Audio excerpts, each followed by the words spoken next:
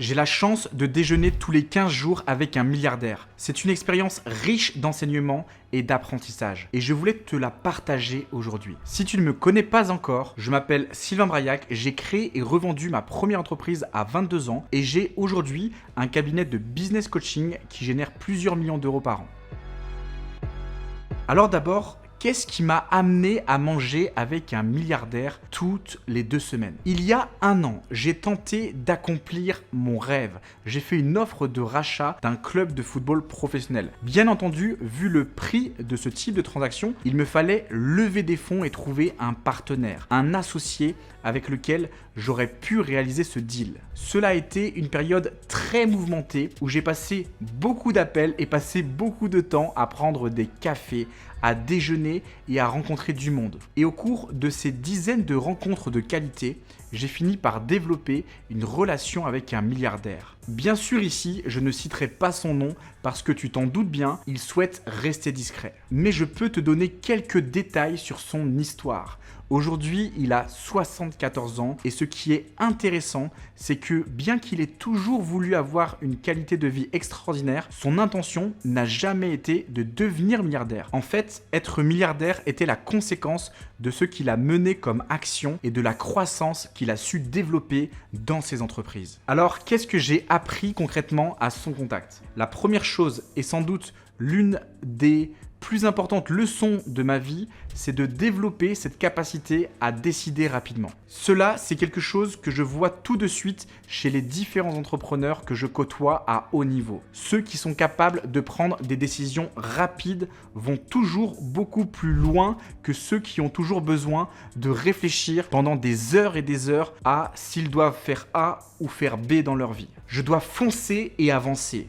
Si aujourd'hui, je te propose l'appel CIA pour développer ton activité et régler une fois pour toutes ton problème d'acquisition client, tu dois décider rapidement. Soit tu décides de ne pas le prendre, soit tu mets en pause cette vidéo, tu cliques sur le premier lien dans la description de cette vidéo et tu réserves ta place maintenant. T'imagines si tu prends plusieurs jours pour décider de prendre un appel de 15 minutes gratuit dans lequel on ne te fait même pas d'offre à la fin? Décide rapidement. Développe cette capacité à avancer. La deuxième chose que j'ai apprise à son contact, c'est qu'il a mis en place le Trump Process. C'est-à-dire qu'il a commencé à bâtir son empire en achetant des laveries, puis des centres commerciaux, jusqu'à racheter des clubs de football professionnels en passant par plein d'autres projets entrepreneuriaux. On appelle cela le Trump Process.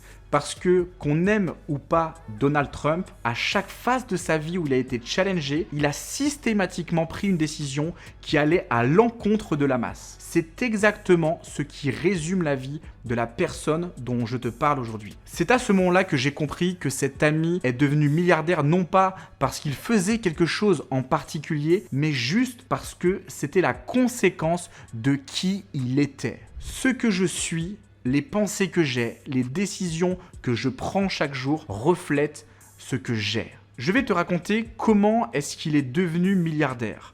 En 2007, il a environ 100 millions d'euros. C'est beaucoup, mais c'est quand même 900 millions d'euros de moins qu'aujourd'hui. À ce moment-là, il a déjà 60 ans. Son banquier l'appelle et lui dit « Écoute, j'ai une opportunité incroyable pour toi. On a des immeubles à Paris La Défense, mais à cause de la crise des subprimes, personne ne les veut. Il y a un coup à faire. » Cela aussi, c'est une leçon importante à retenir. La qualité de ton réseau va influer sur ton développement futur. Tu dois développer et soigner ton réseau pour débloquer des opportunités plus tard. Le banquier lui propose de mettre 10% d'apport, soit 10 à 15 millions d'euros. Le reste, la banque la prend en charge. Le banquier, en toute confiance en mon ami, il sait qu'il est bon dans ce qu'il fait. Il a développé tout son patrimoine dans l'immobilier et a toujours réussi à remplir ses bureaux et centres commerciaux de locataires. Sauf qu'ici, le défi est de taille. On ne parle pas de remplir 5 étages dans un centre commercial à Clermont-Ferrand, mais d'une tour à Paris La Défense. Le banquier lui dit « On va positionner le prêt sur 15 ans, comme cela, ce sera plus léger au niveau des mensualités. » Ce à quoi mon ami lui répond « Non, on va le faire sur 10 ans. » Pourquoi est-ce qu'il a fait cela? La principale raison, c'est que c'était pour lui un moyen, une motivation pour aller chercher des locataires plus rapidement. À chaque fois, on a tendance, nous, à chercher des moyens pour que les choses soient toujours plus faciles. Lui, il a toujours cherché à se rendre la tâche plus exigeante, mais de façon intelligente. Il a nourri son esprit de conquête. En 3 mois seulement, il a réussi à remplir la tour et à développer du cash flow. Ensuite, en 2008, il en achète une autre, puis une autre l'année d'après, et encore une autre. Et donc, je te le donne en 1000, on est 10 ans plus tard, et chaque année, il a revendu son achat. Et c'est ainsi qu'il est devenu milliardaire. Cette histoire est extraordinaire. Elle te montre à quel point les milliardaires sont des fins stratèges et ont des pensées complètement différentes de la norme sociale.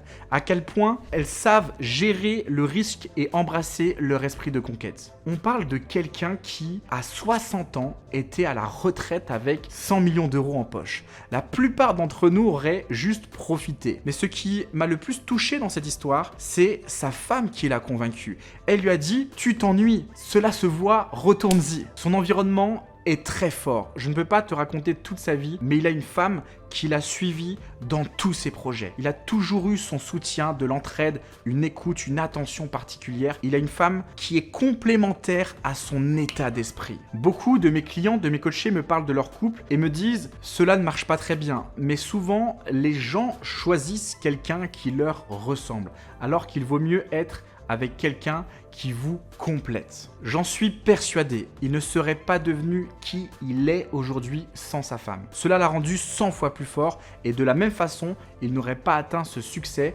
sans un réseau puissant et de qualité. Cette quête d'harmonie et d'union, c'est ce que tu dois trouver aujourd'hui si toi aussi tu vas accomplir des choses extraordinaires dans ta vie. On n'arrive à rien seul. On est dans une époque où tout va très vite. Je vois beaucoup de personnes qui s'associent et lancent une entreprise ensemble, puis au bout de 3-6 mois, arrêtent complètement. Alors certes, ce n'est pas la même génération et pas la même éducation. Dans les années 60, tu n'avais pas Internet, tu n'avais pas accès à toute la connaissance qu'on a aujourd'hui, et donc il fallait développer son esprit de conquête autrement. C'était bien sûr plus dur, il fallait vraiment aller chercher ses rêves. Maintenant, on est dans une époque où si tu as faim, tu cliques sur ton téléphone et Uber Eats t'amène à manger chez toi. Tout est fait pour générer une forme de paresse dans notre société. La dernière chose que j'ai apprise à son contact, c'est que je me croyais conquérant et audacieux. Et j'ai vu au final que j'étais très paresseux